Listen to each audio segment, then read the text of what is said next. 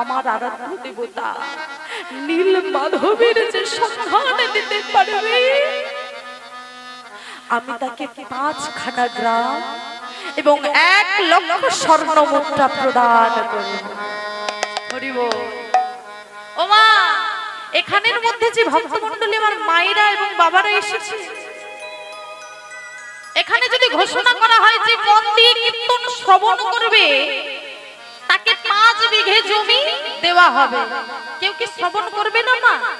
না ইচ্ছে থাকলেও নিদ্রা দেবীকে বিদায় দিয়ে বসে থাকবেন, কেমন করবেন না মা? সবাইকার জীবনেরই লোভ রয়েছে মা, তাই তো?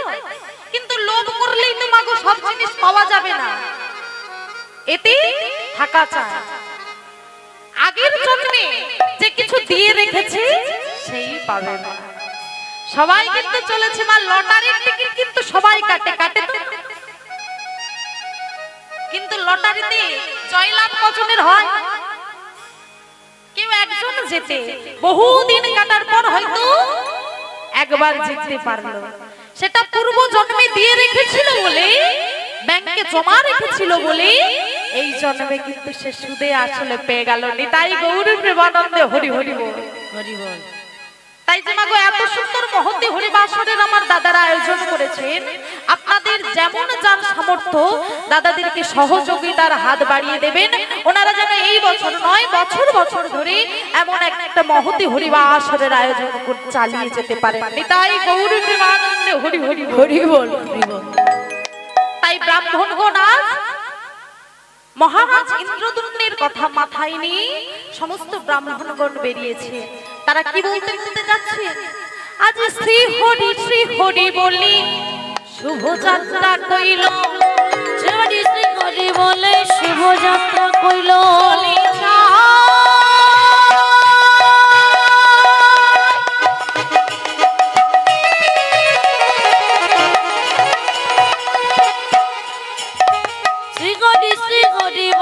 শুভযাত্রা কইল, শ্রী হরি বলে শুভযাত্রা কইল, শ্রী হরি বলে শুভযাত্রা কইল। আরে মাসা ভরিতে সন্তানে ঘুরিতে লাগিল, আরে মাসা ভরিতে সন্তানে ঘুরিতে লাগিল। নানা দেশে ঘুরে ফেরে মাধবের লাগিয়া, নানা দেশে ঘুরে ফেরে মাধবের লাগিয়া। ওই না নীল মাধব না পাইয়া আইল ফিরিয়া, নীল মাধব না পাইয়া আইল ফিরিয়া।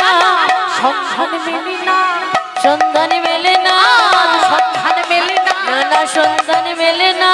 জগৎপতি নীল মাধবের সন্ধান মেলে না, জগৎপতি নীল মাধবের সন্ধান মেলে না।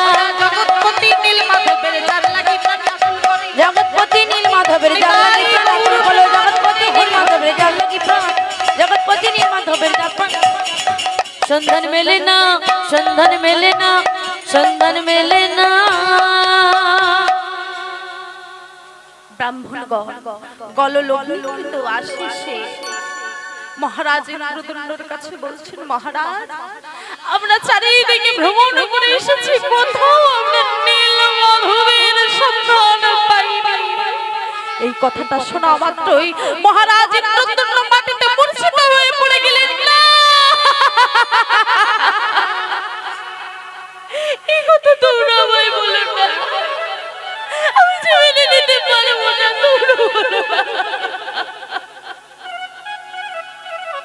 মাটিতে যেই না মূর্ছিত হয়ে পড়ে গেলে রানী গুন্ডিচা অন্তপুর থেকে ছুটতে ছুটতে এসে রাজামশাইয়ের চোখে মুখে জল দিয়ে তার চেতন ফেরালেন। চেতন পেয়ে রাজামশাই বলছেন, শোনো হে আমার পাত্র মিত্র সভাসদগণ, আপনারা সবাই কান খুলে শুনে রাখুন। আমি আমার ওই আরাধ্য দেবতা নীল মাধবের যদি না সন্ধান পাই, আমি এই মুহূর্তে প্রাণ ত্যাগ করব। যেই না বাবু এ কথা বলেছে, রাজমন্দির থেকে পুরোহিত ছুটতে ছুটতে আসছেন, এসে বলছেন, মহারাজ আপনি যদি আদেশ দেন কৃপা করে একটা কথা আমরা বলতে পারি। বলুন মহারাজ। আমার ভাই বিদ্যাপতি একমাত্র ওই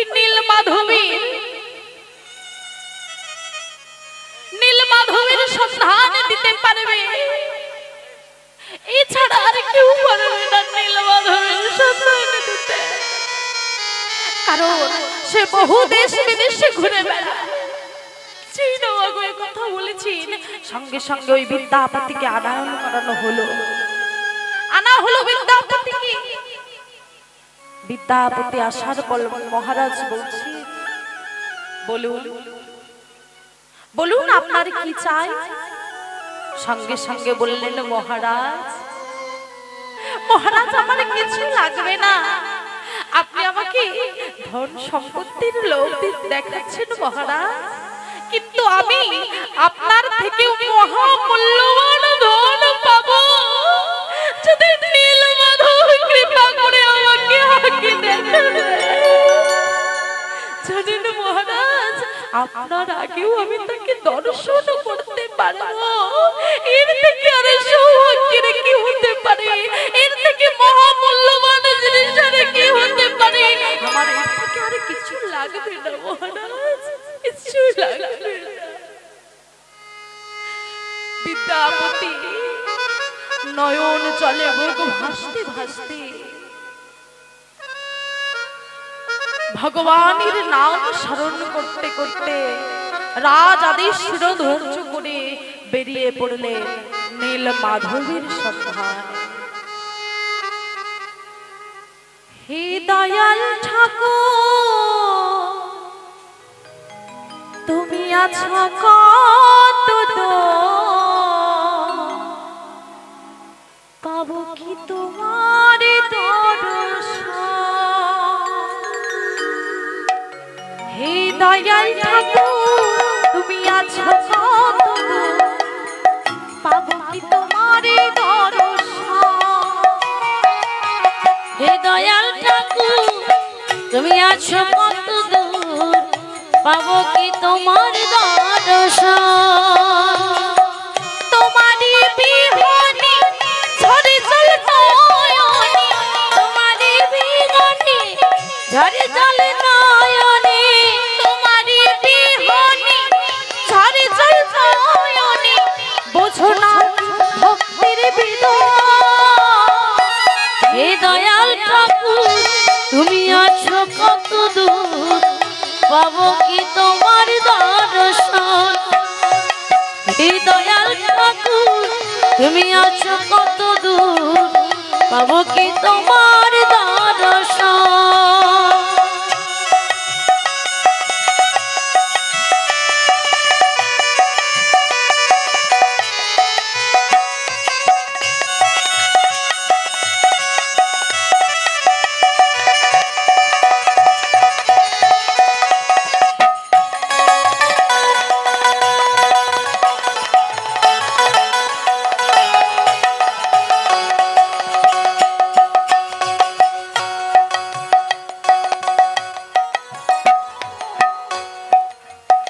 আমার মনের আশা দয়াল তোমারই জানাই, তোমার রাঙা চরণ ছাড়া কিছু নাই আর চাই। আমার মনের আশা দয়াল তোমারই জানাই, তোমার রাঙা চরণ ছাড়া কিছু নাকি চাই। আরে বিশ্ব চিন্তায় আছি দয়া, বিশ্বজিৎকায় আছি দয়াল তোমারই আশা। হে দয়াল ঠাকুর, নিতাই গৌর তুমি আছো হরে হরে হরে পাবো কি তোমার দর্শন? হে দয়াল ঠাকুর, তুমি আছো কত দূর, পাবো কি তোমার দর্শন? নয়নের জলে বুক ভাসতে ভাসতে বিদ্যাপতি চলেছে। হঠাৎ করে চারিদিকে তীব্র ঝড় ঝঞ্ঝা, বিদ্যুতের গর্জন, গাছপালা ভেঙে ভেঙে পড়ছে, পশু পাখি পুরে মুড়ে পড়ে আছে রাস্তাতে বাবা। বিদ্যাপতি ভয়ে ভীত হয়ে যাচ্ছে বাবা শরীর, কিন্তু তথাপিও বিদ্যাপতি পিছিয়ে পড়ছে না। কেন না, রাজ আদেশকে শিরোধার্য করে তিনি বেরিয়েছে। তাই গো ভয়ে কম্পিত না হয়ে গিয়ে চলেছে। 3 দিন রাত বাবা অনাহারে অনিদ্রায় সেই নীলগিরি পর্বতের পাদদেশে পৌঁছে গেছে বাবা। পৌঁছে গিয়ে চোখে মুখে বাবা অন্ধকার দেখছে, আর চলতে পারছে না। ক্ষুধা তৃষ্ণাতে যেন প্রাণ চলে যাবে এমন অবস্থা। নয়ন জলে বাবা ভাসাতে ভাসাতে বলছে, দয়াময় ও দয়াময়, তোমার যদি কৃপা হয়, তুমি নাকি তোমার কৃপা বলে খোড়া গিরি পর্বত লঙ্ঘন করতে পারে। যে বাবা তার মুখে ভাষা আসে বল ফুটে, দয়াময় আছে আমি পথহারা পথি, আমায় নিশান দেখিয়ে দাও, পথ দেখিয়ে দাও। কোথায় তুমি? তোমার কৃপা হলে অসম্ভব যে সম্ভব হয়। ওমা মনে রাখবেন, ভগবানের উপরে যদি বিশ্বাস রাখেন তাহলে কিন্তু ভগবান আপনার কাছে সর্বদাই আছে। আমরা কিন্তু মা সংসারী জীব, আমরা কি করছি না, বিশ্বাসটা ভগবানকে করছি না, বিশ্বাসটা করছি কাকে? সংসারকে। আর সন্দেহ করছি কাকে? ভগবানকে। আমার দয়াময় আছে কিনা আমরা তাকে সন্দেহ করছি। শাস্ত্রে বলছেন বিশ্বাস করো ভগবানকে, সন্দেহ করো সংসারকে, কিন্তু আমরা তার উল্টো করে বসলাম। ওমা উত্তর প্রদেশে একজন মাস্টার মশাই ছিলেন। তিনি আগেকার দিনে আপনারা নিশ্চয়ই জানেন বেতনভুক্ত কিন্তু মাস্টার মশাই ছিলেন না। কি করতেন না, ছাত্র ছাত্রীরা প্রত্যেকদিন মাস্টার মশাইয়ের কাছে পড়তে আসতেন, আর যে যেমন কিছু পারত বাড়ি থেকে চাল ডাল সবজি নিয়ে আসতো। এবার কি হয়েছে, প্রত্যেকদিন নিয়ে আসে বাবা, মাস্টার মশাই টেবিলটা পেতে বসেন, আর ছাত্রদের পড়ানো হয়ে গেলে ছাত্ররা যে যা সামগ্রী আনেন সমস্ত কিছু ওই টেবিলের উপরে রেখে তারপর ছাত্রছাত্রীরা চলে যান। আর ওই টেবিলের উপর একটা গীতা গ্রন্থ রাখা রয়েছে। পড়ানোর পরে মাস্টার মশাই কি করেন, ওই গীতাটাকে একটু অধ্যয়ন করেন। এবার দেখতে দেখতে একদিন হয়েছে কি, মাস্টার মশাই পড়াতে এসেছেন, ছাত্রছাত্রীরা সেদিন বাবা কেউ কিছু আনেনি। এবার কি করেছি না, ওই মাস্টার মশাই বাড়িতে তো তাকে ফিরতে হবে, মনে খুব বাবা ভয়, গিন্নিকে ভয় পাচ্ছে। বলে আমি যদি বাড়িতে যাই, আমি যদি কিছু না দিতে পারি, তাহলে আজকে তো আমাদের উনুনে হাঁড়িটাও চড়বে না। কি করবে এখন, বাড়িতে তো ফিরতেও হবে।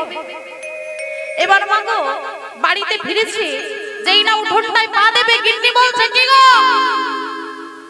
বলে চাল ডাল তরি তরকারি কিছু এনেছো? মুখটা নিচু করে বলছে আজ ছাত্রছাত্রীরা কিছুই দেয়নি। তাহলে সংসারটা চলবে কেমন করে বুঝি? তুমি চাল ডাল তরি তরকারি কিছুই না নিয়ে ঢ্যাং ঢ্যাং করে যে চলে এলে। সঙ্গে সঙ্গে মনে মনে ভাবছে, তাহলে আমি যদি এখানে থাকি আমার গিন্নি গাল বন্ধ করবে, আমি বরং স্কুলে যেখানে আমি বাচ্চাদেরকে পড়াই সেখানেই ফিরে যাই। গীতা গ্রন্থটা রাখা রয়েছে, আমি শুনেছি গীতা নাকি শান্তির বার্তা বহন করে, তাই আমি একটু গিয়ে মনের মধ্যে শান্তি আনতে চাই। তাই কি করলেন, মাস্টার মশাই স্কুলে ফিরে গেলেন। ফিরে গিয়ে সেই মা গীতা গ্রন্থটা অধ্যয়ন করতে বসেছে। গীতা গ্রন্থটা খুলেছি, খুলে দেখতে পাচ্ছেন পরের পর অধ্যয়ন করতে করতে হঠাৎ করে চোখে পড়েছে স্পষ্ট ভাষায় লেখা রয়েছে অনন্যমাং চিত্তাজি জনপর্য পার্শ্বতে তেষাং নিত্যাং অভিযুক্তানাং জগৎস্ক্যাম মহা মহা। অর্থাৎ অনন্য ভাবে যে আমার ভগবানকে বিশ্বাস করে সেই ভগবান ভক্তির বোঝা মাথায় করে তার বাড়িতে পৌঁছে দেন। সঙ্গে সঙ্গে এই কথাটা যেই না বাবা অধ্যয়ন করেছেন, সঙ্গে সঙ্গে কি করছেন, মাস্টার মশাই ক্রোধে জর্জরিত হয়ে বলছেন এসব মিথ্যে, বাড়িয়ে বাড়িয়ে লেখা রয়েছে, যদি সত্যি হতো তাহলে আজ আমার ছেলেগুলো কিছু না কিছু আনতো আর আমার বাড়িতে উনুনটা চলতো। তাই কি করছে, একটা কলম দিয়ে ওই লেখাগুলোর ওপর বাবা রেখাপাত করছে, দাগ কেটে দিচ্ছে। যত বাবা দাগ কাটছেন তত লেখাটা স্পষ্ট হয়ে উঠছে, জলজল করছে। মাস্টার মশাইয়ের আগে ক্রোধে জর্জরিত হয়ে সম্মুখে সে কলমের কালি ছিল তাতে ঢেলে দিল। যেই না ঢেলে দেওয়ার পরে গীতা গ্রন্থটাকে বাবা বন্ধ করে দিল। আর মনে মনে ভাবছে রাত তোমায় বাড়ি ফিরতে হবে।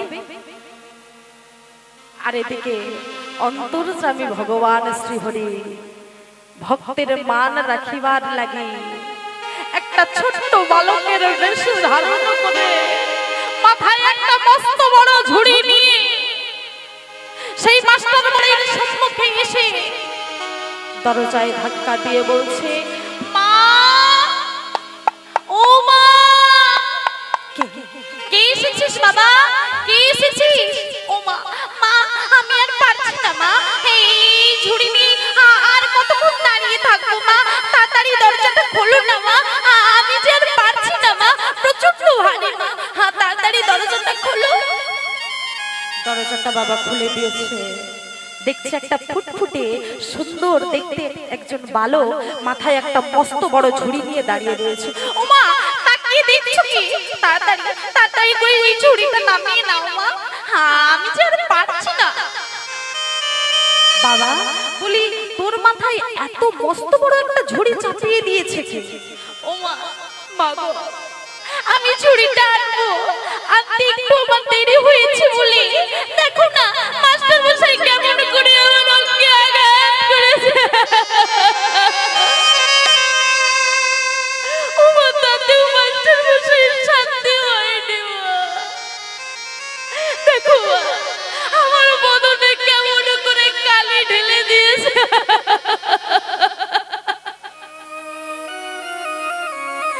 সঙ্গে সঙ্গে ওই মাস্টার মশাইয়ের স্ত্রীর হৃদয়টা বাবা গলে গেল। বলল, আহারে, এত সুন্দর একটা ফুটফুটে বালককে এমন করতে পারে? ছি, তোর মাস্টার মশাইয়ের বলি হারিয়ে যায়। আজ ও বাড়িতে আসো, ওর আমি উচিত শিক্ষা দেব। যত বুড়ো হচ্ছে ওর কি মতিভ্রম আসছে। বলছে, বাবা তুই যখন এত কষ্ট করে এনেছিস, আমি একটু রন্ধন করি। এই ডাল সবজি তরি তরকারি রন্ধন হলে সেবা করে তুই বরং চলে যাবি। বলল, মা, ও মা, আমি যে তোমার কাছে নালিশ করেছি তুমি মাস্টার মশাইকে আসলেই বকবে, আর আমাকে দেখলে মাস্টার মশাই আরো ক্রুদ্ধ হয়ে যাবে মা। আমি থাকবো না মা, আমি চলে যাচ্ছি, আমার বড় কাজ রয়েছে। ও বাবা, তুই যখন চলে যাবি এক কাজ কর বাবা, তোর বদনে যে মাস্টার মশাই কালিটা ঢেলে দিয়েছে, এই যে বাবা ঘটিতে করে আমি জল নিয়েছি, আয় বাবা আয়, তোর মুখটা আমি ভালো করে একটু মুছিয়ে দিই। মা মুখটা হাত দিয়ে ভালো করে ধৌত করে নিজের অঞ্চল দিয়ে মুখটা বাবা মুছাইয়ে দিলেন। অন্তর্যামী ভগবান আমার অন্তর ধ্যান হলেন। এদিকে মাস্টার মশাই বাড়িতে আসার পরে উঠোনে যেই না পাটা দিয়েছে, সঙ্গে সঙ্গে গিন্নি বলছে, কি গো, তোমার ব্যাপারটা কি বলো তো? ব্যাপারটা কি? তোমার কি কালাকাল জ্ঞান বলতে কিছু নেই? এইটুকু একটা বাচ্চা ছেলের উপর তুমি এমন ভাবে অকথ্য অত্যাচার করতে পারলে? ও মা, মাস্টার মশাইয়ের মাথাতে তো কিছুই আসছে না মা। সঙ্গে সঙ্গে অবাক হয়ে গেলেন, বলছেন শুধু অত্যাচার কেমন করে করেছো জানো? তার সারা অঙ্গ প্রত্যঙ্গে তুমি দাগ করে দিয়েছো, তাতেও তোমার শান্তি হয়নি। তুমি তার বদনে কালি ঢেলে দিয়েছো, অত সুন্দর মুখটাকে তুমি নোংরা করে দিয়েছো। মাস্টার মশাই অবাক হয়ে গেলেন, কে কে সেই ছেলে?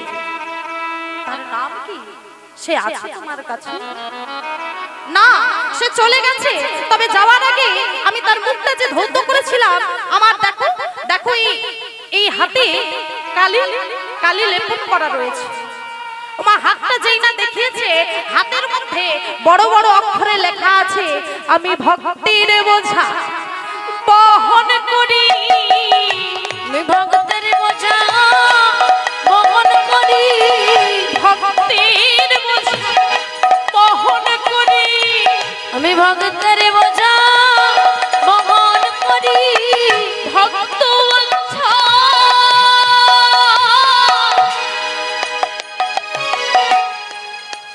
পূর্ণ হরি। আমি ভক্তের বোঝা বহন করি। যুগে নয় যুগে যুগে আমি ভক্তের বোঝা বহন করি। জন্মে নয় জন্মে জন্মে শেষে ভক্ত বাঞ্ছা পূর্ণ হরি। ভক্তের বোঝা বহন করি, এ যুগে নয় জন্মে জন্মে ভক্তির আশা পূরণ করি। আমি ভক্তের বোঝা বহন করি। তাই মাগো, ভগবানের উপর যদি বিশ্বাস থাকেন, তিনি নিশ্চয়ই পথ দেখিয়ে দেন। সঙ্গে সঙ্গে বিদ্যাপতি লক্ষ্য করলেন দূরে একটা ছোট্ট বাবা জ্যোতিষ প্রভা দেখা যাচ্ছে, আলো দেখা যাচ্ছে। সঙ্গে সঙ্গে শরীরের মধ্যে ক্ষমতা না থাকলেও যে কোনো প্রকারে নিজের মধ্যে শক্তি জোগাড় করে সেই বাড়ির সম্মুখে, সেই আলোর সম্মুখে উপস্থিত হলেন। দেখলেন একটা পর্ণ কুটির, একটা কুটির, কুটিরের কাছেই বাবা আলোটা জ্বলছে। সঙ্গে সঙ্গে কুটিরের দরজায় ধাক্কা দেওয়ার সাথে সাথে একজন রমণী প্রদীপ হাতে লয়ে সেই কুটির সম্মুখে দাঁড়ায়ে পড়লেন। বিদ্যাপতি সঙ্গে সঙ্গে কি বলছেন? বলো কে তুমি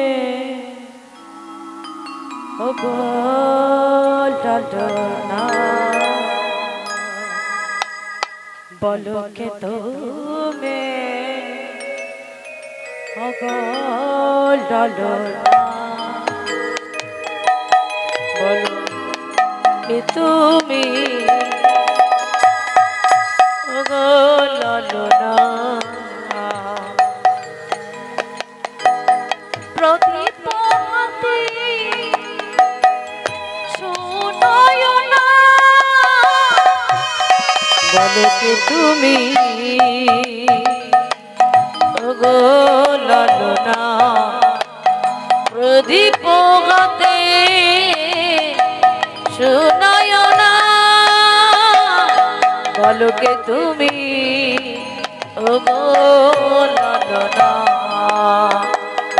দেশে দেশে ঘুরে দেশে দেশে ঘুরিয়া ঘুরিয়া এসেছি গো পথ ভুলিয়া। দেশে দেশে ঘুরিয়া ঘুরিয়া এসেছি গো পথ ভুলিয়া। কি করি উপায়, কি করি উপায়, হৃদয়ে মনে দিও না, করো তো মনে করুণা। বলো কে তুমি ওগো লালনা, বলো কে তুমি ওগো লালনা, প্রদীপ হাতে সুনয়না, প্রদীপ হাতে সুনয়না, বলো কে তুমি ওগো লালনা, বলো কে তুমি ওগো ললনা। বলো তোমার নাম কি? সঙ্গে সঙ্গে বললেন আমি হলাম সবররাজ বিশ্বাবসুর কন্যা, নাম আমার ললিতা। সঙ্গে সঙ্গে কুটিরের ভেতর থেকে সবররাজ বিশ্বাবসু বললেন ও মা ললিতে। বলে কে এসেছে গো মা? বলে বাবা বাড়িতে অতিথি এসেছে। বলে অতিথি এসেছে, সঙ্গে সঙ্গে বাহিরে তখন বেরিয়ে এসেছে। বাহিরে বেরিয়ে এসে বলছেন বাবা তুমি কে, তোমার নাম কি? বললেন আমি হলাম আর্যপুত্র, নাম আমার বিদ্যাপতি। আমি অবন্তী নগরের রাজা ইন্দ্রদূতের পরামর্শে তার রাজ আদেশ শিরোধার্য করে আমি দেশে বিদেশে ঘুরে বেড়াচ্ছি। আমি পথে ক্লান্ত হয়ে আপনার এই কুটির প্রাঙ্গণে একটু বিশ্রাম নিতে এসেছি। আপনি কৃপা করে আমায় একটু বিশ্রাম দেবেন। সঙ্গে সঙ্গে বললেন ও মা ললিতে, আমরা হলাম অনার্য। এই অনার্যের গৃহে আর্যের আগমন হয়েছে। এর থেকে সৌভাগ্যের আর কি হতে পারে? এর থেকে সৌভাগ্যের আর কিছু হতে পারে না। মা ললিতা শোন মা, তুই এই সবররা, তুই এই আর্যপুত্র বিদ্যাপতিকে নিয়ে যা, নিয়ে গিয়ে সেবার ব্যবস্থা কর। সেবাতে যেন কোনো ত্রুটি না হয়। কি করলো ললিতা? ওই বিদ্যাপতিকে নিয়ে গেলেন, চরণ ধৌত করলেন, সুস্বাদু প্রসাদ সেবা করতে দিলেন এবং শয়ন শয্যায় শায়িত করে পদ সেবা করে নিজের কক্ষে ললিতা চলে গেলেন। এবার পরের দিন বাবা সকালে প্রভাতকালে ওই বিদ্যাপতি চলে যেতে চাইলে সবররাজ বিশ্বাবসু এবং তার কন্যা ললিতা যেতে দিতে চাইল না। বললি বাবা তোমার শরীরটা এখনো ঠিক হয়নি, তোমার শরীরটা একটু সুস্থ হোক তারপর তুমি বেরিয়ে যাবে। কথা বাবা ফেলতে পারলো না। কি করলেন না, সবররাজ বিশ্বাবসুর গৃহে থেকে গেলেন। একদিন বাবা শয়ন করে আছেন, ঠিক এমত সময় সবররাজ বিশ্বাবসু তার কন্যা ললিতাকে আস্তে করে ডেকে বাবা বলছে ও মা ললিতে, বলি আর্যপুত্র তো ঘুমাই আছে, দেখিস আর্যপুত্র যেন টের না পায়। আমি নীল মাধবের পূজোর জন্য চললাম। যেই না বাবা এই কথা বলেছেন, সঙ্গে সঙ্গে নীল মাধবের কথা শোনা মাত্র বিদ্যাপতি চমকে উঠলেন। কি আমি শুনলাম যে নীল মাধবের সন্ধানের জন্য আমি বহু দেশ বিদেশে ঘুরে বেরিয়েছি। সেই নীল মাধবকে আমি পেয়েছি। এই যে তোমারই কৃপা, অসাধ্যকে আমি সাধন করব কেমন করে এই অসাধ্য কাজকে। এদিকে মাগো ললিতা কিন্তু বিদ্যাপতিকে ভালোবেসে ফেলেছে, আর বিদ্যাপতিও ললিতাকে মনে প্রাণে ভালোবেসে ফেলেছে। আর এদিকে বিদ্যাপতি মনে মনে ভাবছে আমাকে যদি নীল মাধবকে পেতে হয় তাহলে ললিতাকে আশ্রয় করতে হবে, কারণ আশ্রয় করিয়া ভজি তারে কৃষ্ণ নাহি তজি, বাকি সব পরে অকারণ। তাই আমাকে আশ্রয় তত্ত্ব আগে গ্রহণ করতে হবে। তাই একদিন নিরালা নির্জনে ললিতাকে ডেকে ললিতার হাতটা নিজের হাতে নিয়ে বলছে, ললিতা তোমায় আমার কিছু কথা বলার আছে ললিতা। আমি তোমায় বড্ড ভালোবেসে ফেলেছি ললিতা। আমি তোমায় বিবাহ করতে চাই ললিতা। নিজের হাতটা হাতে নিয়ে যেই না ললিতার হাতটা হাতে নিয়ে কথা বলেছেন, ললিতার মুখখানা লজ্জায় রাঙা হয়ে ছুটতে ছুটতে পিতার কাছে গিয়ে খবরটা দিলে।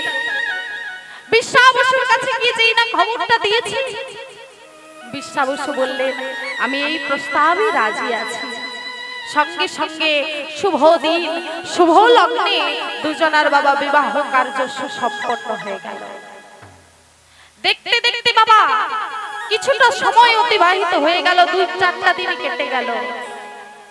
কেটে যাওয়ার পর বিদ্যাপতি মনে মনে ভাবছি, ললিতা এবার আমার অনুগত হয়েছে, ললিতাকে আমি যা বলবো ললিতা তাই শুনবে।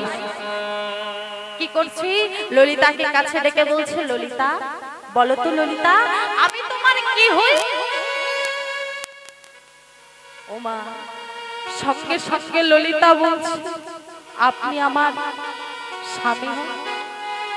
বলছে, আমি তোমার যদি স্বামী হই তুমি আমার কে হও? বলে, স্বামী সাধু গুরু বৈষ্ণবের মুখে যতটুকু শুনেছি নাকি সহধর্মিণী হয়, যে স্বামীকে ধর্মের পথে চলতে সাহায্য করে সেই নাকি সহধর্মিণী হয়। ওমা, একটা মেয়ের জীবনে তখনই সুখ আছে, শান্তি আসে, মেয়েটা যদি ধর্ম পথে চলে, তার স্বামীও যদি সেই ধর্ম পথের পথিক হয়, দুইজনের মধ্যে যদি সংযোগ হয় তবেই কিন্তু সুখের সংসার হবে, নচেত সংসারটা জ্বলে পুড়ে ছারখার হয়ে যাবে। দুইজনকে কিন্তু একই পথের পথিক হতে হবে, মনের মিলটা থাকতে হবে। কি হলো দেখুন মা, সঙ্গে সঙ্গে বলছি, বলো, আমি তো আপনার সহধর্মিণী হই, অর্থাৎ ধর্মের সহায়কারিণী। বলুন আপনাকে কোন পথে আমায় সাহায্য করতে হবে? আপনার ধর্মই আমার ধর্ম, আপনার কর্মই আমার কর্ম। সঙ্গে সঙ্গে মাগো যেই না এই কথাটা বলেছে, সঙ্গে সঙ্গে বিদ্যাপতি বললেন, বলো বলো তাহলে ললিতা, ওই সুস্বাদু প্রসাদ প্রত্যেক দিন যে আমায় সেবা করাও, ওই সুস্বাদু প্রসাদ কোথা থেকে আসে? বললো ললিতা, বললো ললিতা, তোমার চরণে ধরে বিনয় বিনয় করছি, আমি পতি দেবতা হয়ে তোমার হাতে ধরছি। বলো বলো ললিতা, স্বামী তুমি ও কথা আমার কাছে জানতে চাও না? আমি আর আমার পিতা ছাড়া সে কথা কেউ জানে না, আমি বলতে পারবো না। ললিতা, আমি কিন্তু নিজেকে স্থির রাখতে পারছি না ললিতা, তুমি যদি না এই মুহূর্তে আমাকে বলো, আমি কিন্তু নিজেকে স্থির রাখতে পারবো না। বলো ললিতা, তুমি আমায় কিন্তু কথা দিয়েছো, আমাকে ধর্ম পথে চলতে সাহায্য করবে। স্বামীর ধর্ম স্ত্রীর ধর্ম, স্ত্রীর ধর্ম স্বামীর ধর্ম। আপনি যখন জানতে চাইলেন, আমি আপনার কাছে গোপন রাখবো না। এই প্রসাদ কোথা থেকে আসে জানি? ওই আনন্দ দেবতার নীল মাধবের কাছ থেকে না।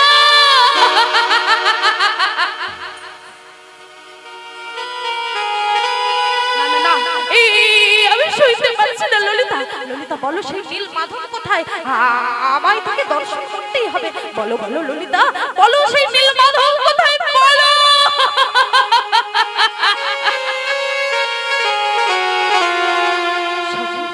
স্বামী, তুমি একথা জানতে চেও না, আমার পিতার আরাধ্য দেবতা এই নীল মাধব, এমনকি আমিও পর্যন্ত তাকে দর্শন করি না। শুনেছি রাত্রিতে 33 কোটি দেব দেবতা এসে সেই নীল মাধবের পুজো করে, আর দিবসে আমার পিতা পুজো করতে যায়, আর ওই 33 কোটি দেব দেবতার যে প্রসাদ সেটা নিয়ে আমরা ক্ষুধা নিবারণ করি। তুমি জানতে চাও না, আমি তোমায় বলতে পারবো না। আমার পিতা কোনোদিনও তোমার সন্ধান দেবে না। না না ললিতা, তুমি যদি আজ এই মুহূর্তে না বলো, আমি এক্ষুনি ইচ্ছা মৃত্যুবরণ। স্বামী, তুমি কি শোনালেন? স্বামীর হাতটা হাতে নিয়ে বলছি, প্রাণ রাবণ বিধিভূষণ হৃদয় রতন,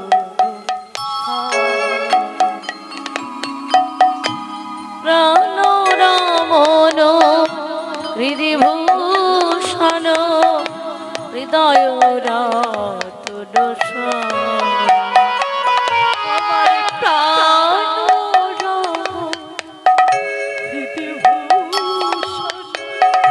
হৃদয় রতন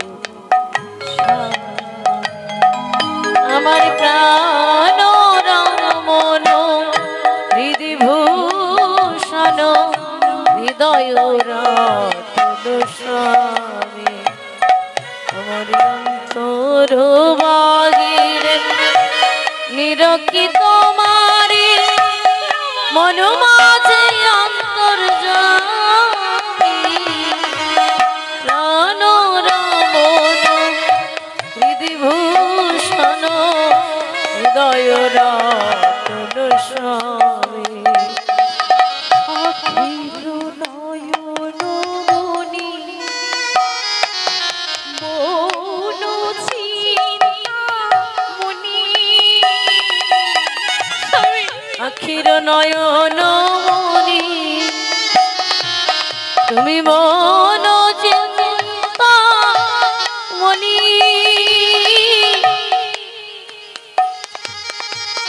শরণের অনুভূতি সে তেরা শরণী এক প্রাণ তুমি আজ আমি ও গোয়া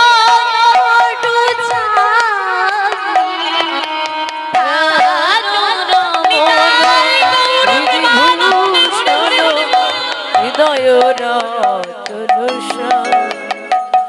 আমার প্রাণ মন বিধিভূষণ হৃদয় রতন স্বামী এই কথা তুমি বললো না। তুমি তুমি যখন এত করে জানতে চাইছো, চলো আমি তোমায় নিয়ে যাচ্ছি আমার পিতা সবর রাজের কাছে। সবর রাজের কক্ষে গিয়ে যেই না গভীর রাত্রিতে দাঁড়িয়েছেন বাবা, পুত্রীকে দেখে পিতা অবাক হয়ে গেলেন। পুত্রী, এত গভীর রাত্রিতে তোমার আগমন, কিছু হয়েছে? পিতা, আগামীকাল আপনার আরাধ্য নীল মাধবকে আমার প্রতি দর্শন করতে চাই না।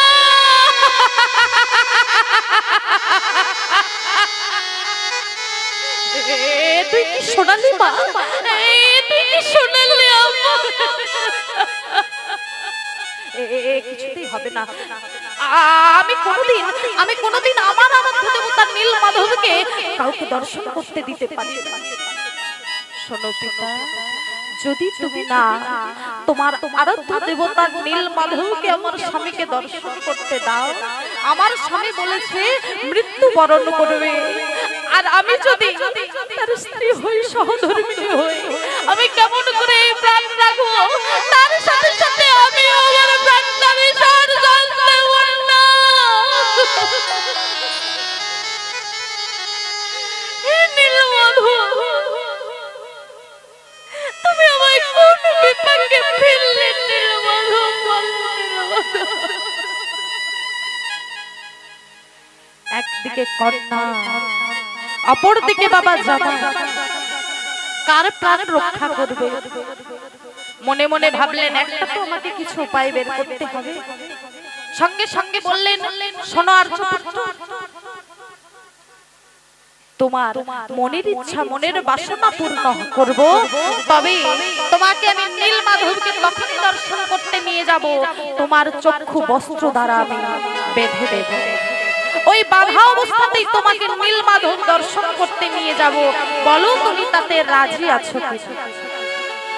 বললেন হ্যাঁ, আমি রাজি আছি। সঙ্গে সঙ্গে বাবা কি করলেন? নীল মাধব দর্শনে যাচ্ছেন। আর সবর জাতির একটা প্রথা ছিল, নীল মাধব দর্শন করতে যাচ্ছেন। সবর জাতির একটা প্রথা ছিল মা, শুভ কাজে যখন বেরোবে সরিষা কিছু কোমরে বেঁধে দিতে হয়। এবার বেঁধে দিয়েছে বাবা। যেই না বেঁধে দিয়েছি ওই সরিষাগুলোর যাতে বাবা ওই পথের মধ্যে পুড়ে পুড়ে যায়, কি করলেন, একটু ছিদ্র করে দিলেন পথ নির্বাচন করার জন্য, যাতে পরবর্তীকালে বিদ্যাপতি পথটা নির্ধারণ করতে পারেন। তার একটা কিন্তু বাবা বুদ্ধি করে ফেললেন। একটা একটা কি করলেন, ক্ষুদ্র বাবা একটা কিছু জিনিস দিয়ে একটু ছিদ্র করে দিলেন। ছিদ্র করার সাথে সাথে সরষার দানাগুলো বাবা পড়ে পড়ে যাচ্ছে, আর দুজনে নীল মাধবের নাম স্মরণ করতে করতে যাচ্ছে। কি বলছে, চলিতে চলিতে পথে গাই কৃষ্ণ নাম, নয়নে অস্ত্র ধারা বহি অভিযান, জয় নীল মাধব দর্শন আসে, নীল মাধব দর্শন আসে, জয় নীল মাধব দর্শন আসে। চলিতে চলিতে পথে গাহি কৃষ্ণ নাম, নয়নের সুধারা বহে অবিরাম, জয় নীল মাধব দর্শন আসে, নীল মাধব দর্শন আসে। তুমি মোর প্রাণারা গোলক বিহারী, তোমার দর্শন ব্যথা কহিতে না পারি।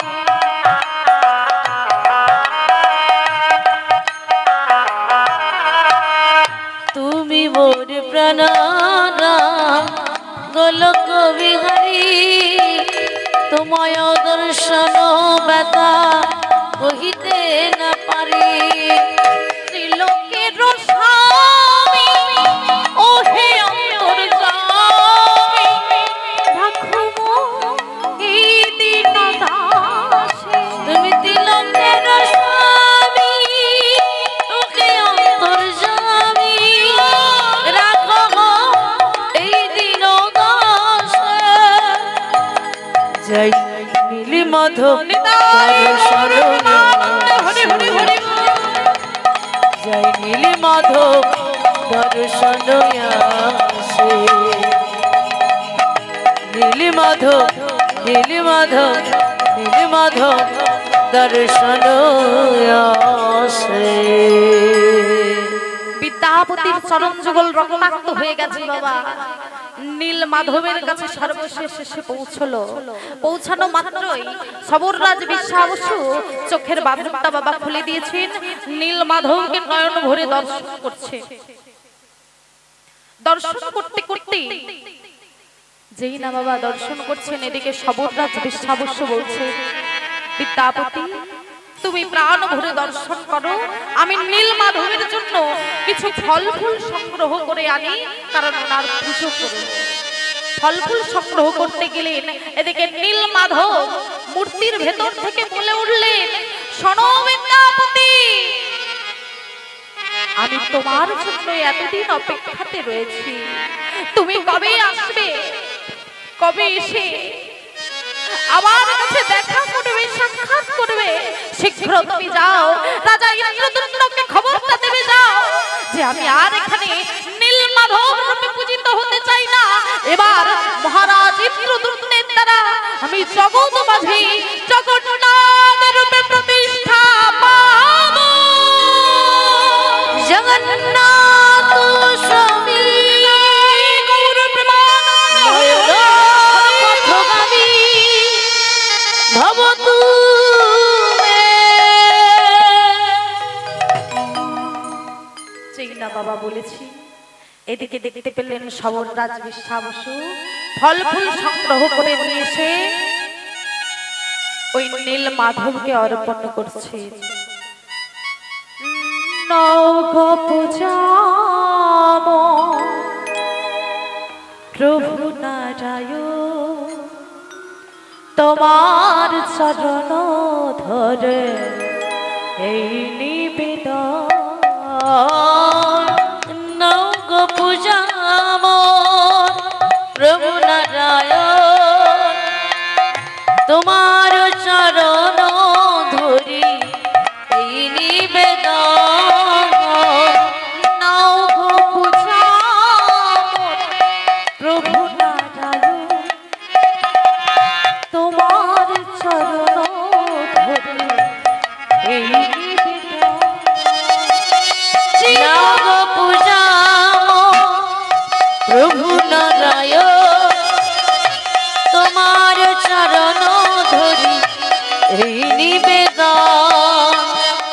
জীবনের সার তুমি প্রভু গো আমার, প্রণাম জানাই আমি চরণে তোমার।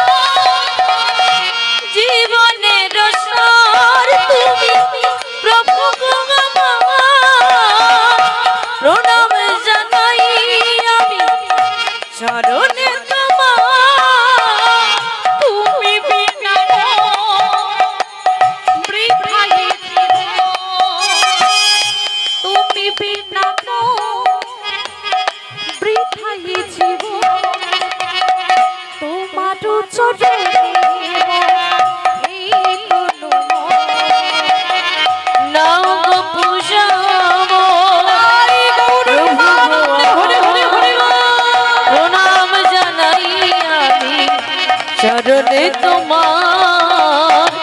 নাও গো পূজা মোর প্রভু নারায়ণ, প্রণাম জানাই আমি চরণে তোমার।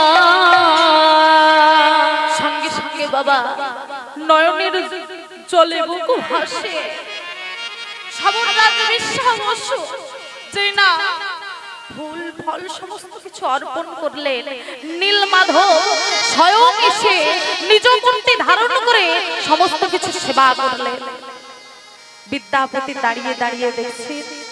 নীলমাধব বললেন, শোনো শোনো সাবরাজ বিশ্বাস, এতদিন জগতের অগোচরে তোমার কাছে নীলমাধব রূপে পূজিত হয়েছি, কিন্তু আর নয়, এবার আমি সারা জগৎ মাঝে মহারাজ ইন্দ্রদুম্নের দ্বারা জগন্নাথ রূপে প্রতিষ্ঠিত হতে চাই।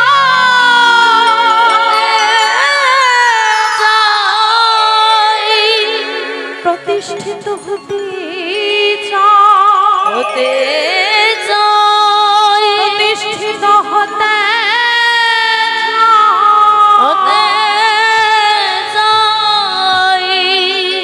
সেই না মাগো বললে, সঙ্গে সঙ্গে সবররাজ বিশ্বাস বললেন, দয়াময় তুমি যে আমার জীবন যৌবন সর্বস্ব, তুমি ছাড়া তো আমার কেউ নেই দয়াময়। তুমি যদি আমায় ছেড়ে চলে যাও, বলো না দয়াময় আমি কাকে নিয়ে থাকবো? তুমি ছাড়া যে আমার কেউ নেই দয়াময়, কেউ নেই। শোনো বিশ্বাবসু, যতদিন তোমার কাছে আমি থাকার ছিলাম ততদিন থেকেছি, আর নয়। মনে করে দেখো সেই যুগের কথা, তুমি ছিলে দাপর যুগে জরাবেদ, আমি ছিলাম ভগবান শ্রী হরি শ্রীকৃষ্ণ। তোমার ওই বাণীর দ্বারা আমায় তুমি নিহত করেছিলে, তাই সেখানে আমি লীলাটা সম্পূর্ণ করেছিলাম দাপর যুগে। আর তুমি যখন আমার কাছে করজোড়ে বলেছিলে আমি এই পাপটা খণ্ডন করব কেমন করে, তখন আমি বলেছিলাম তুমি কোনো চিন্তা করো না।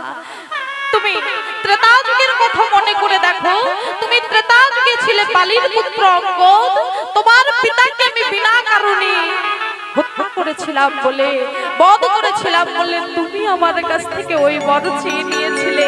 আমিও যেন আমার পিতার নিধনকারীকে, আমার পিতাকে যেমন ভাবে হত্যা করেছে আমার পিতার নিধনকারী, আমিও যেন ঠিক সেইভাবে আমার পিতার নিধনকারীকে হত্যা করতে পারি, হত্যা করতে পারি, হত্যা করতে পারি। তাই তুমি আমায় হত্যা করলেও কোনো পাপ হবে না। আমি ভগবান হয়েছি তো কি হয়েছে, কর্মফল কখনো কাউকে ছাড়ে না। চক্রবাক পরিবর্তনতে সুখানিচ দুঃখানিচ, চাকার মতো বাবা সুখ দুঃখ ঘুরছে, কর্মফল কিন্তু সেভাবে ঘুরছে। হয় এই জন্মে আপনাকে ভোগ করতে হবে, না হলে পরজন্মে আপনাকে ভোগ করতে হবে। একটা বাবা ছোট্ট দৃষ্টান্ত দিই। একজন ব্যক্তি কি করেছে না, প্রচন্ড রৌদ্রের তাপে, বৈশাখ মাসের রোদ তো বাবা, প্রচন্ড তাপে এবার রাস্তার ধারে দেখতে পাচ্ছে কোনো দোকানদানি নেই, কি খাবে কিছু দেখতে পাচ্ছে না। হঠাৎ করে লক্ষ্য করলো একটা আম গাছে পাকা পাকা আম রয়েছে। এবার কি করলেন, ওই আম গাছের সম্মুখে আসবেন কি করে, মা ভালো করে কিন্তু কথাটা শুনবেন। ওই আম গাছটাকে মাগো দেখলো কে, এই চোখ নামক ইন্দ্রিয় দেখলো তো মা। এবার চোখ কি আম গাছের কাছে যেতে পারবে, চোখ নামক ইন্দ্রিয় কে নিয়ে যাবে, কে নিয়ে যাবে, পা নামক ইন্দ্রিয় আমাকে যেতে সাহায্য করবে। তাহলে পা নামক ইন্দ্রিয় নিয়ে গেল আম গাছের কাছে। এবার আমটাকে পারবে কে, পা নামক ইন্দ্রিয় তো পারতে পারবে না, কে পারবে, হাত নামক ইন্দ্রিয় পারবে। তাহলে হাত নামক ইন্দ্রিয় আমটাকে পারলো। এবার সেবা করবে কে, হাত তো আর সেবা করতে পারবে না, মুখ নামক ইন্দ্রিয়ের দ্বারা আমের খোসা ছাড়িয়ে সেবা করে উদরে ট্রান্সফার করে দিল বাবা। এবার উদরে ট্রান্সফার করে দিয়েছে, এদিকে যে বাগানের মালিক পেছন দিক থেকে এসে দড়াম করে একটা পিঠে বসিয়ে দিয়েছে। যেই না বাবা বসিয়ে দিয়েছে, পিঠ এখন বলছে আমি তো কোনো অন্যায় করিনি, আমার পিঠে কেন মারটা পড়বে, আমার গায়ের উপর কেন মারটা পড়বে, আমি এখনই এখানে থানা কোথায় বাবা, নন্দকুমার তমলুক, কি বলছি না, আমি এখনই গিয়ে এফআইআর করব এই তমলুক থানাতে, আমাকে কেন বিনা দোষে মারা হলো এই বিচার আমি তো দেখি না, দেখলো চোখ আর আমি মার খেলো। ও মা, এখানেই কিন্তু বিষয়টা থামিয়ে দিলে হবে না। ওই যে বাগানের মালিক মারলো ব্যক্তিকে পিঠের উপরে, পিঠ কি মা, পিঠের থেকে জল গড়িয়ে পড়েছে, কোথা থেকে জলটা গড়িয়ে পড়লো, চোখ ঘুরে ফিরে কোথায় এলো, চোখের কাছে। চক্রবত পরিবর্তনতে সুখানিচ দুঃখানিচ, তাই চাকার মতো সুখ দুঃখ ঘুরছে, কর্মফল আমাদেরকে ভোগ করতে হবে। যে যেমন কর্ম করে এসেছি ভগবান পর্যন্ত বাবা ছাড়ে পেলেন না, পাপ কিন্তু বাপ কেউ ক্ষমা করে না, যখন সময় আসবে আপনাকে গ্রাস করে নেবে। তাই কি করলো ভগবান বললেন তুমি কোনো চিন্তা করো না, কলিতে তুমি হবে সবর রাজ বিশ্বাবসু, আমি তোমার হস্তে নীল মাধব রূপে পূজিত হব, কিন্তু কিছুদিন পর রাজা ইন্দ্রদূতর দ্বারা আমি জগৎ মাঝে জগন্নাথ রূপে পূজিত হব। তাই কি করলেন না, বিদ্যাপতিকে সঙ্গে নিয়ে সম্মুখে দেখালেন, দেখো দেখো আর্যপুত্র, এই বটবৃক্ষ এটি হলো ভগবানের বপু স্বরূপ, মানুষের ত্রিতাপ জ্বালা দূর হয়ে যায় এই বটবৃক্ষের ছায়ায় বসলে। আর ওই তাকিয়ে দেখো ওই রোহিণী কুণ্ড, এর জলে স্নান করলে মানুষ দিব্য চতুর্ভুজ দেহ পেয়ে বৈকুণ্ঠ প্রাপ্তি হয়ে যায়। এরপর কি করলেন, বিদ্যাপতিকে নিয়ে ফিরে গেলেন সবররাজ বিশ্বাবসু। কিছুদিনের মধ্যে মহারাজ ইন্দ্রদুম্নের কাছে পৌঁছে গেল। যেই না পৌঁছে গেল, মহারাজ ইন্দ্রদুম্নকে বুকের মাঝে জড়িয়ে ধরেছেন কি, মহারাজ ইন্দ্রদুম্ন বিদ্যাপতিকে বুকের মাঝে বাবা জড়িয়ে ধরেছে। বলছি বলুন বলুন আপনি কি আমার নীল মাধবের সন্ধান এনেছি? বললেন হ্যাঁ আমি এনেছি। সঙ্গে সঙ্গে কি করলেন, সঙ্গে সঙ্গে কি করলেন না, নীল মাধবকে বাবা সন্ধান আনার জন্য চলে গেলেন কোথায় না, সেই নীলগিরি পর্বতের পাদদেশে। কেমন করে যাচ্ছে, সবাই মিলে বাহু তুলে একবার কৃষ্ণ বলি, দুটি বাহু তুলি, না নাচো দেব হরি বলি।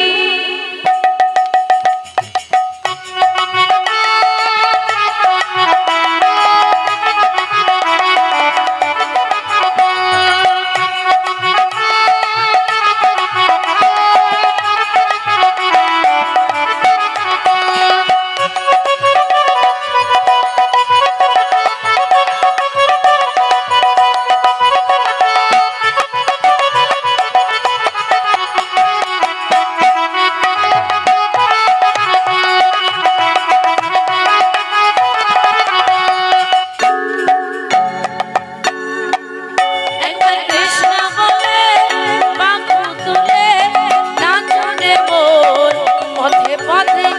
কৃষ্ণ বলে বাঁকু তুলে নাচো রে মন পথে পথে।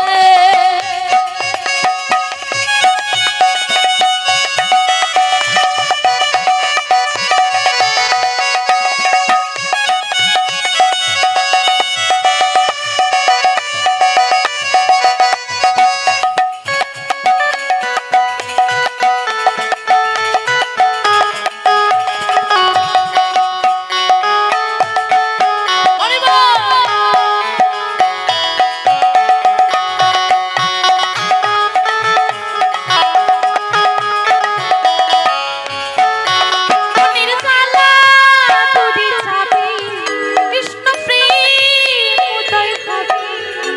মনের জ্বালা দূরে যাবে, কৃষ্ণ প্রেম উদয় হবে। মনের জ্বালা দূরে যাবে, কৃষ্ণ প্রেম উদয় হবে। মনের জ্বালা দূরে যাবে, কৃষ্ণ প্রেম উদয় হবে। তোরা আয় আয় আয় আয় আয় আমার ভাই, তোরা চল চল চল চল লীলা চলে চল। তোরা চল চল চল চল বৃন্দাবনে যাই। তোরা আয় আয় আয় আয় আয় আমার ভাই। কৃষ্ণ বলে বাঁকু তুলে নাচো রে মন পথে পথে। কৃষ্ণ বলে বাঁকু তুলে নাচো রে মন পথে পথে।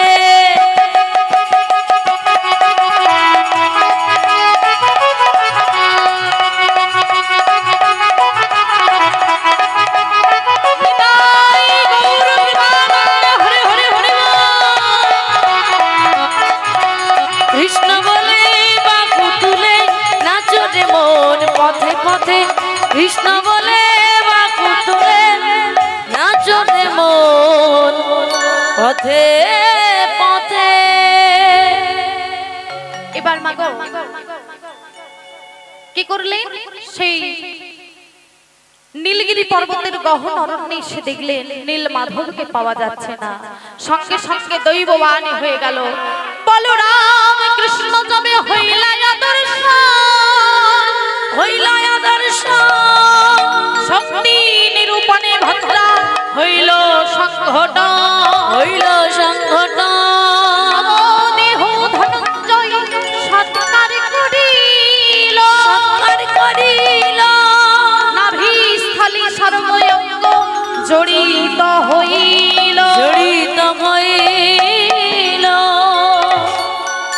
ওমা সেখানে দেখতে পেলেন না, দৈববাণী হলো, শোনো মহারাজ, তুমি চলে যাও সেই মহাদধির জলে, আমরা দাপর যুগ থেকে ভেসে বেড়াচ্ছি। বলরাম কৃষ্ণ আর সুভদ্রার দেহ অর্জুন ঠাকুর দাহ করেছিলেন তাদের লীলা অনুষ্ঠানকালে। তাদের দেহগুলো বাবা আগুনে পোড়ানোর পর একটা নাভিস্থলে নাভিকুণ্ডে পরিণত হয়েছিল। সেগুলোকে প্রভাসের যজ্ঞে ফেলে দিয়েছিলেন। দাপর যুগ থেকে সেগুলো ভেসে বেড়াচ্ছে দারু হয়ে, তিনটি দারু হয়ে ভেসে বেড়াচ্ছে। সেখানে গিয়ে ওই মহারাজ ইন্দ্রদুম্ন সেগুলিকে উদ্ধার করলেন। এবার মনে মনে ভাবছি এগুলোর মূর্তি স্থাপন হবে কেমন করে। কি করলেন না, যেই না মনে মনে ভেবেছেন, সঙ্গে সঙ্গে দৈববাণী হলো, ভাবছো বসে চলবে কি সে, তুমি ভাববার কি, তুমি ভাববার কে? যার ভাবনা তিনি ভাববেন, তুমি ভাবো তাহাকে। তুমি ভাবো তাকে। ওমা সঙ্গে সঙ্গে বললেন, শোনো রাজা ইন্দ্রদুম্ন, এক একজন বৃদ্ধ ভাস্কর তোমার রাজমহলে যাবে, যাওয়ার সাথে সাথে কি হবে না সেই জগন্নাথ বলরাম এবং সুভদ্রার মূর্তি তৈরি করবে। বললেন মহারাজ ইন্দ্রদুম্ন, তুমি মন্দির প্রতিষ্ঠা মন্দির তৈরি করো, মন্দির তৈরি করে একটা রত্নবেদী সিংহাসনের ওপর ওই দারুগুলো রেখে দাও। রেখে দেওয়ার সাথে সাথে দেখবে ভাস্কর পৌঁছে যাবে। পরের দিন প্রভাতে দেখলো একজন বৃদ্ধ ব্রাহ্মণ ভাস্কর পৌঁছে গেছে। মাগো, ভগবানের আদেশে স্বয়ং বিশ্বকর্মা বৃদ্ধ ব্রাহ্মণের বেশ ধারণ করে এসেছে। এসে সঙ্গে সঙ্গে দাঁড়িয়ে বলছেন মহারাজের জয় হোক, মহারাজ ইন্দ্রদুম্নের জয় হোক, জয় হোক মহারাজ ইন্দ্রদুম্নের জয় হোক, জয় হোক মহারাজ ইন্দ্রদুম্নের জয় হোক, জয় হোক। যেই না জয় দিয়েছেন বাবা, সঙ্গে সঙ্গে কি হলো, মহারাজ ইন্দ্রদুম্ন বললেন আপনি কি? বললেন আমি লোকমুখে শুনলাম আপনি নাকি জগন্নাথ বলরাম সুভদ্রার মূর্তি তৈরি করতে চান, তাই আমি এসেছি। বললেন আপনার নাম কি? বলল আমার নাম জেনে আপনার কোনো কাজ নেই, আমি দেশে বিদেশে মূর্তি তৈরি করে ঘুরে বেড়াই, তাই আমার নাম হলো অনন্ত মহারানা। বললেন তাহলে আপনি যে আমার মূর্তিটা তৈরি করতে এসেছেন কতদিন সময়ে আপনি পারবেন? বললেন আমার 21 দিন সময় লাগবে, তবে জানালা দরজা সমস্ত কিছু মন্দিরের বন্ধ থাকবে, আর আমি অনাহারে অনিদ্রায় এই মূর্তি তৈরি করব। কেউ যেন আমায় বাধা না দেয়, যদি বাধা দেয় তাহলে সঙ্গে সঙ্গে যেমন মূর্তি আছে সেই অবস্থাতেই পড়ে থাকবে, আমি চলে যাব। সঙ্গে সঙ্গে বাবা মূর্তি তৈরির কাজ শুরু হয়ে গেল। 12 দিন অতিবাহিত হয়ে গেছে, প্রত্যেক দিন কিন্তু যন্ত্রের শব্দ পায়। এবার 13 দিনের পর থেকে আর কিন্তু কোনো যন্ত্রের শব্দ পাচ্ছে না। রানী গুন্ডিচা বলছেন মহারাজ, একজন বৃদ্ধ ব্রাহ্মণ মানুষ না খেতে পেয়ে হয়তো মারাই গেছে, আপনি কি ব্রহ্মহত্যা পাপ নিতেছেন? ব্রহ্মহত্যা কত বড় পাপ জানেন? আপনাকে নরক যন্ত্রণা ভোগ করতে হবে, তাই আপনি ভালো চলতো দরজাটা খুলে দিন। বলল রানী একটু শান্ত হও, ঠিকই খোলা হবে। দেখতে দেখতে 13 দিন অতিবাহিত হলো, 14 দিন অতিবাহিত হয়ে গেল, 15 দিনের দিন বাবা আর ধৈর্য সহ্য হচ্ছে না। কর্মচারীদেরকে দিয়ে যেই না দরজাটা ভেঙে দিয়েছে, কি ওই রত্নবেদী সিংহাসন, তিনটি অসম্পূর্ণ মূর্তি, গোল গোল চক্ষু বিস্ফারিত হয়ে আছে, কুরবাকৃতি তিনটি দেহ, একটি সাদা রঙের, একটি গৈরিক রঙের, আর একটি কালো রঙের। কোনো ভাস্করকে আর দেখা যাচ্ছে না। রাজা ইন্দ্রদুম্ন মাটির মধ্যে লুটিয়ে পড়েছেন। রানী গুন্ডিচা দেবী লুটিয়ে পড়লেন, আমরা কত বড় পাপ করলাম। সঙ্গে সঙ্গে বললেন না না, তোমাদের কোনো পাপ নয়, এটা রাধা কৃষ্ণ প্রেমের বিগলিত মূর্তি স্বরূপ আমি দাপর কলিতে এই রূপে প্রতিষ্ঠিত হতে চাই, তাই আমি এমন রূপেই রয়েছি। তুমি কোনো চিন্তা করো না, তুমি আমার প্রতিষ্ঠার ব্যবস্থা করো। তাই কি করলো মা না, দেবর্ষি নারদের সহায়তায় স্বর্গলোকে চলে গেলেন। ব্রহ্মাকে নিয়ে এসে তিনটি মূর্তিকে রত্নবেদীর উপর বসিয়ে প্রতিষ্ঠা করলেন। কি না, ব্রহ্মা কেমন ভাবে করছে, ওই না পূর্ণ করি তীর্থবাড়ি সুবর্ণ কলসে, পূর্ণ করি তীর্থবাড়ি সুবর্ণ কলসে, আরে হেমকুম্ভে অবিলম্বে করে নদীবাসে, হেমকুম্ভে অবিলাসে করে অবিলাসে, আরে হেমকুম্ভে অবিলম্বে করে নদীবাসে, হেমকুম্ভে অবিলম্বে করে অধিবাসে, দেবতন্ত্রে নানা মন্ত্রে দেব করতেছে, বেদ মন্ত্রে নানা মন্ত্রে করিল, বেদতন্ত্রে নানা মন্ত্রে দেব পদ্মজনী, দেব মন্ত্রে নানা মন্ত্রে বেদ পদ্মজনী, মহাসুখে অভিষেকে কইলেন চক্রপাণি, মহাসুখে অভিষেক কইলেন চক্রপাণি। এইভাবে জগন্নাথ প্রতিষ্ঠা হইল, এইভাবে জগন্নাথ প্রতিষ্ঠা হইল। আরে ভক্তগণে সবে মিলে হরি হরি বলো, আরে ভক্তগণে সবে মিলে হরি হরি বলো, হরি বল হরি বল হরি বল হরি বল, হরি বল হরি বল হরি বল হরি বল হরি বল হরি বল হরি বল। জগন্নাথের বাবা মূর্তি প্রতিষ্ঠা হয়ে গেল। মূর্তি প্রতিষ্ঠা হওয়ার পর জগন্নাথ দেবীর যে কটি মাহাত্ম্য সংক্ষিপ্ত আকারে একটু বলছি বাবা। এই যে মূর্তি প্রতিষ্ঠা হয়ে যাওয়ার পর রাজা ইন্দ্রদুম্ন বললেন ভগবানের কাছে, নীলমাধবের কাছে, যে মাধব মূর্তি প্রতিষ্ঠা তো হয়ে গেল, তোমায় তো আমি পেয়ে গেলাম, কিন্তু আমার যখন সন্তানরা হবে তারা তো মূর্তি এই মন্দিরের দাবি করবে, তাই তুমি একটা আমায় বর দাও, আমি যেন নির্বংশ হতে পারি, আমার যেন বংশধর বলে কেউ না থাকে। তাই কি হলো, ইন্দ্রদুম্ন রাজার 18টা সন্তান হলো, কিন্তু কেউ বাবা প্রাণে বাঁচলো না, সবাই মারা গেল। তাই সেগুলি 18 নালা হয়ে ওই জগন্নাথ মন্দিরে বিরাজ করছে। রানী গুন্ডিচা শোকে যখন বাবা শোকে যখন কাতর হয়ে পড়েছেন, তখন বললেন মা, আমি তোমায় তো মা বলে ডাকতে পারি। নীলমাধব বললেন না, নিজের সন্তানের মুখে মা ডাক আর অপরের মুখে মা ডাক সেটা নিশ্চয়ই শোভা পায় না। বলে তুমি আমায় মা না ডাকতে দাও, মাসি বলে তো ডাকতে দিতে পারো। তাই মা গো, এখনো পর্যন্ত এই ধরাধামে কি হচ্ছে তো উল্টো রথ হয় না? 7 দিন মাসি বাড়িতে যাই তো জগন্নাথ, সেটা তারই মাহাত্ম্য। আর কি না, জগন্নাথ দেবীর পতাকাটা সব সময় হাওয়ার বিপরীত দিকে ওড়ে বাবা। যদি কোনোদিন আসি তখন বলবো, কেমন? আপনাদের নাকি ভজন গানের আবার অনুরোধ আছে, এগুলো যদি বলতে থাকি তাহলে আর ভজন গান হবে না। তাই মাগো, সংক্ষিপ্ত আকারে এখানেই জগন্নাথের লীলা মাধুরীর বিশ্রাম করলাম। শেষে একটা জগন্নাথের ভজন দিয়ে আমরা লীলা মাধুরী রাখবো।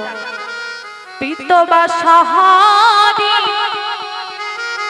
মুকুন্দ মোরারি কেশব হে জগন্নাথ দয়া সাগর। পিতবা সাহারি মুকুন্দ মুরারি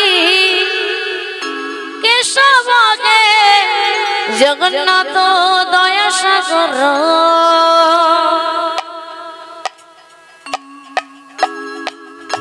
পিতবা সাহারি মুকুন্দ মুরারি কেশব হে জগন্নাথ দয়া সাগর।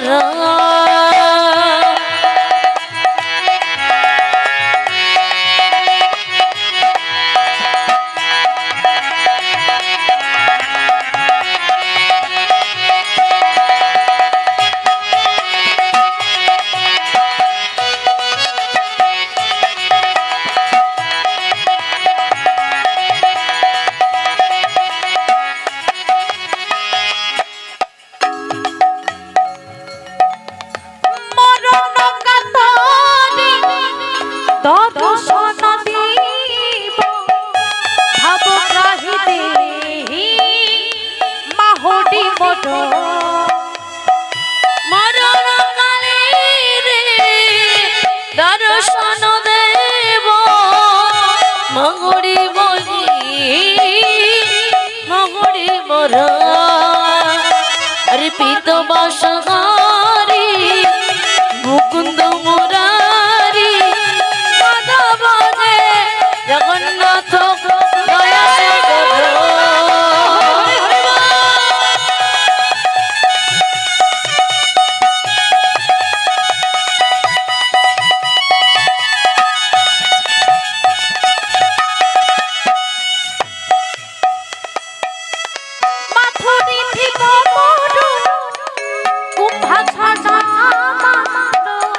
আরে মাথারে জীব কুণ্ড ছাড়া মাল মুথাটে দিব তুলসী। মাথারে জীব কুম্ভ ছাড়া মাল মুন্ডরে দেব তুলসী। পিতবা সাহারি মুকুন্দ মুরারি কেশব হে জগন্নাথ দয়া সাগর। পিতবা সাহারি মুকুন্দ মুরারি কেশব হে জগন্নাথ দয়া সাগর।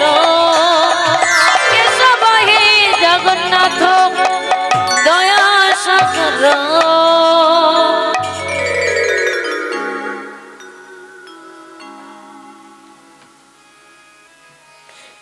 জীবন তো সেই যে প্রভু নাম করে নাকি এই জীবনের কিছু মানে নাহি এই দেহের কিছু মানে নাই রগে জাগা বাহু সাগে নাহি ধিকো জীবন তো সেই যে প্রভু নাম করে নাহি ধিকো জীবন তো সেই যে প্রভু নাম করে নাহি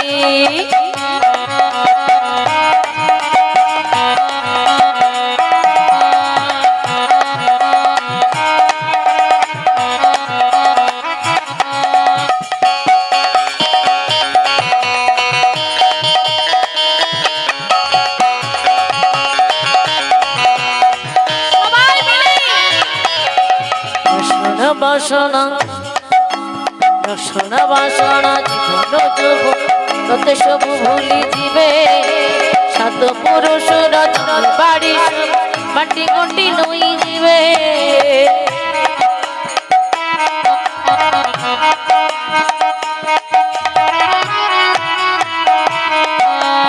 আজ মরি গলে কালকি দুই দিন তোতে সব ভুলি দিবে সাত পুরুষর জয় বাড়ি সব বান্টি গন্টি নিয়ে যাবে এই জীবন বউ লাগাই যৌটু আসিছু জীব পালাই এই জীবন বউ লাগাই যৌটু আসিছু জীব পালাই তো সাথীর জীবে লিখেহি জীবন জীবন তো সেই যে প্রভু নাম করে নাহি জীবন তো সেই যে প্রভু নাম করে নাহি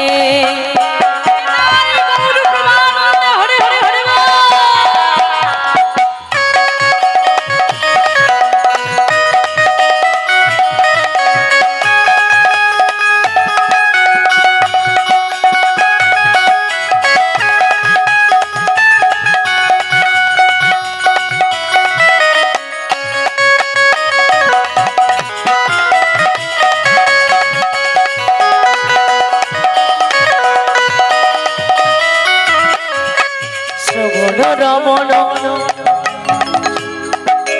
শ্রবণ রমন পাপ পূর্ণ হতে সবু ভুলি দিবে জীবনর সবু জমি বাড়ি সবু পান্টি গুটি নেই দিবে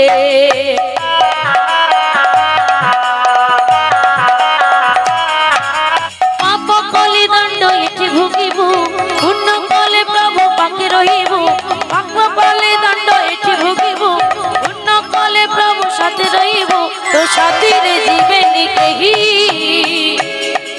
ধিক জীবন তো সেই যে প্রভু নাম করে নাহি ধিক জীবন তো সেই যে প্রভু নাম করে নাহি এই জীবনের কিছু মানে নাই এই জীবনের মূল্য নাই এই জীবনের কিছু মানে নাই সেই জীবনের কিছু মূল্য নাই রহি জায়গা বাবু চাই নাহি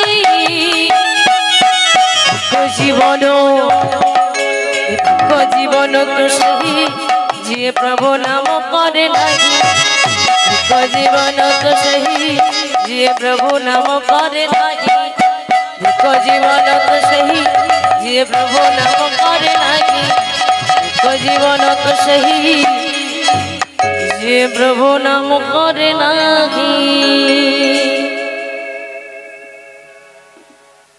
ভজন গানের অনুরোধ ছিল তো অনেকেই বলেছিলেন ভজন গান শুনবেন দুটো কিন্তু হবে সবাই নাচতে হবে নাচবেন তো যদি নাচেন তাহলে গাইবো না হলে গিয়ে কি হবে বলুন নাচবেন সবাই মিলে তো তাহলে দাঁড়িয়ে যান এদিকটাতে আসবেন কারণ ক্যামেরা হচ্ছে এদিকে চলে আসবেন এসে দাঁড়িয়ে যান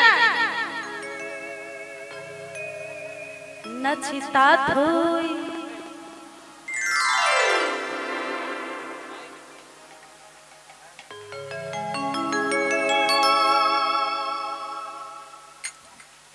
নাচিরি নাচিরি নন্দ তুলা আমার গিরিধারী লাল নাচে শ্যাম গোপাল, রাধা রমন নাচে দিতা দিতা,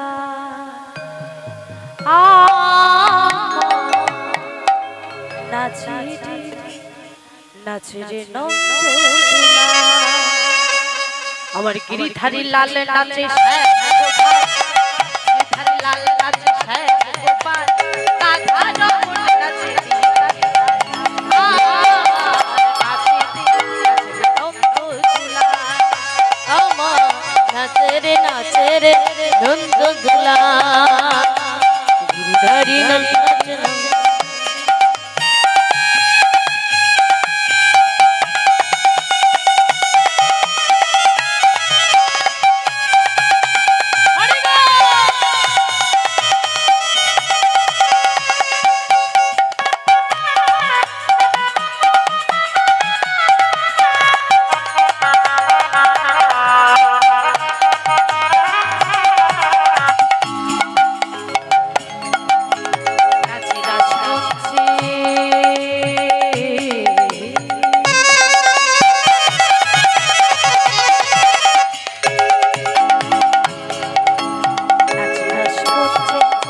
যত ব্রজবালা,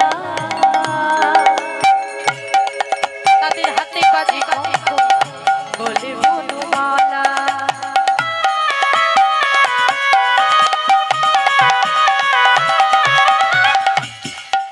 আবার ময়ূর ময়ূরী নাচে,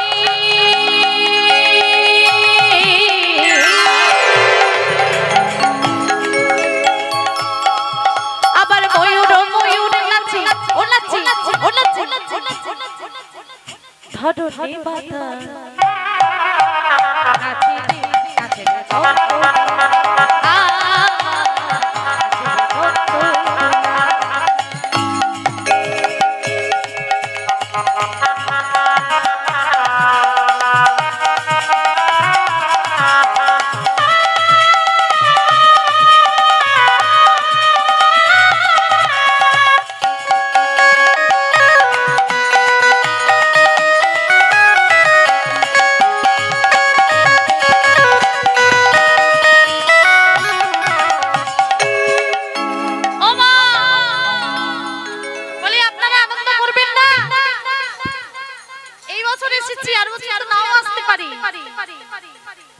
চলে আসুন এদিকে, সবাই মিলে আনন্দটা হোক, না হলে কিন্তু পূর্ণ আনন্দ হবে না, রয়ে যাবে কিছুটা কমতি রয়ে যাবে। মা সবাইকে মিলে আনন্দ করতে হবে। আমার দাদা ভাইরা, বাবারা, মায়েরা, সমস্ত যতজন আছেন সবাই মিলে আনন্দ করবেন, কেমন? আমার গিরিধারী লাল নাচে শ্যাম গোপাল, গিরিধারী লাল নাচে শ্যাম গোপাল, রাধা রমন নাচে দিতা দিতা,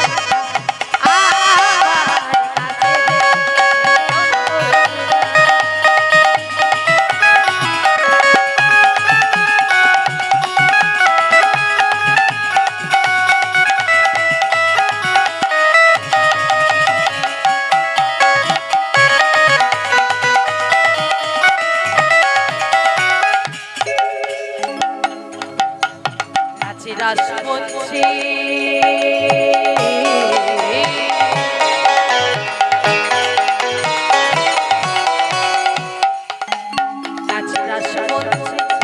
শ্যাম পেয়ারি গৌরী তাই নাচে দেখে যত ভক্তবাসী।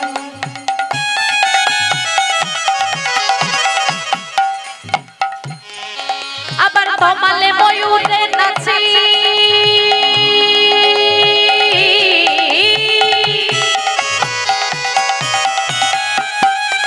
আবার তমালে ময়ূরে নাচে, ও নাচে ও নাচে, আজ ধরণী মাতা নাচে রে নাচে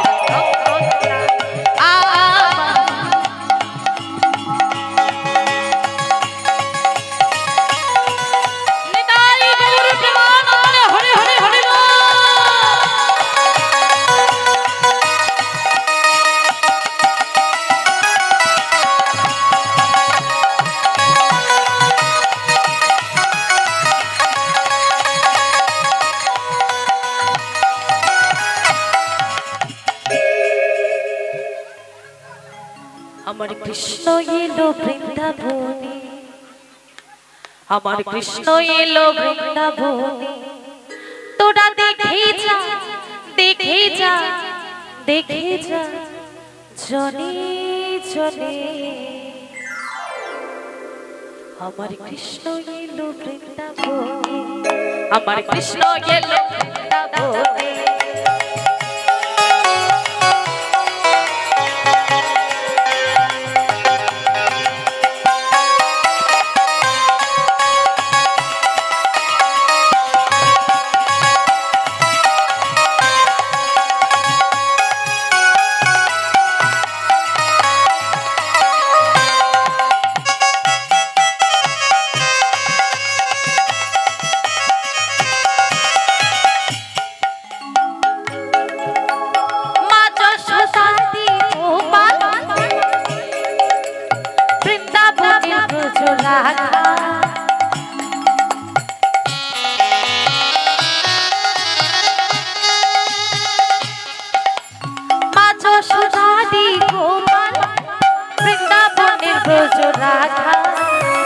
চরণে চরণে বৃন্দাবনের রোগ মাঝি, তোরা দেখে যা দেখে যা দেখে যা জনে জনে। আমার কৃষ্ণ এলো বৃন্দাবনে, আমার কৃষ্ণ এলো বৃন্দাবনে, তোরা দেখে যা তোরা দেখে যা তোরা দেখে যা জনে জনে। আমার কৃষ্ণ এলো বৃন্দাবনে, আমার কৃষ্ণ এলো বৃন্দাবনে।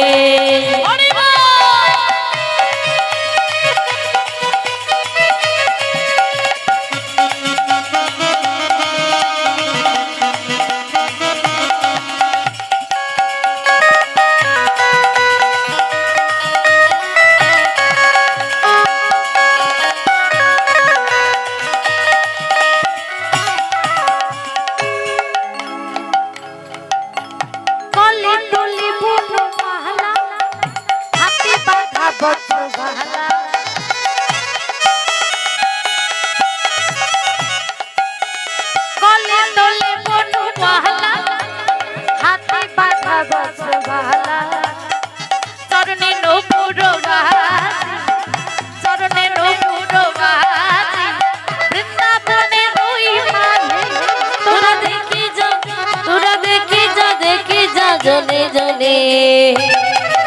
আমার কৃষ্ণ এলো বৃন্দাবনে, আমার কৃষ্ণ এলো বৃন্দাবনে, তোরা দেখে যা তোরা দেখে যা তোরা দেখে যা জনে জনে। আমার কৃষ্ণ এলো বৃন্দাবনে, আমার কৃষ্ণ এলো বৃন্দাবনে, আমার কৃষ্ণ এলো বৃন্দাবনে, আমার কৃষ্ণ এলো বৃন্দাবনে, কৃষ্ণ এলো বৃন্দাবনে। খেলবো হোলি রং দেব না তাই কখনো হয়, এসো এসো বাইরে এসো এসো গো, এসো এসো বাইরে এসো ভয় পেও না ভয়, এসেছে হোলি এসেছে এসেছে হোলি এসেছে এসেছে হোলি এসেছে হোলি এসেছে। খেলবো হোলি রং দেব না,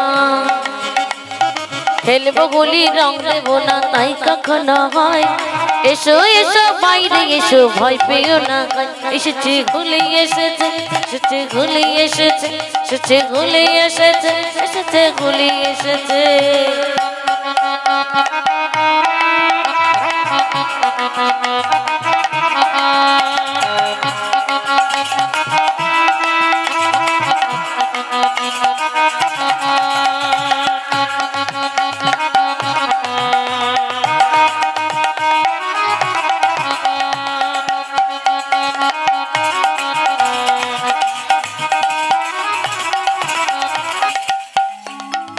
লালে লালে আবি লালে আকাশ লোলা, লালে লালে আবি লালে আকাশ লোলা। আরে বৃন্দাবনে গলি খেলে নন্দের দোলা, বৃন্দাবনে গলি খেলে নন্দের দোলা। শোনো শোনো গাইছে সবাই, শোনো গো শোনো শোনো গাইছে সবাই, আগুনে ভিজা